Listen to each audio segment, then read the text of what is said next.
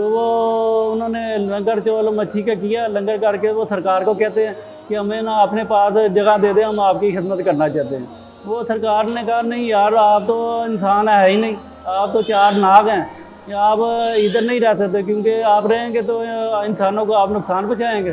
तो वो कहते हैं नहीं सरकार, हम आपको कसम देते हैं कि हम इधर किसी इंसान को ना नुकसान नहीं पहुँचाएँगे। वो सरकार ने उनको अपने पास जगह दे दी, वो सरकार की खिदमत करते रहे, काफ़ी अर्सा खिदमत करते रहे। फिर वो सरकार ने कहा चलो ठीक है, आपने मेरी खिदमत कर ली, आप जहाँ दिल चाहते हैं आप जाके ना वहाँ डेरा बना लें, या जहाँ रहायश करनी है रह कर। मुख्तलिफ जहाँ पे यहाँ पे हैं वो चारों नाग हैं ना, वो सरकार ने उनको नाम दे दिया। किसी का नाम तजल्ली पीर है, किसी का नाम किक्कर पीर है, किसी का नाम तरेक पीर है, किसी का नाम संदूर पीर है। वो इधर चारों तरफ उनके पास उनके भी दरगाह हैं, वो वहाँ पे आराम फरमा रहे हैं। तो ये काफ़ी सरकार की है मौजूदात हैं।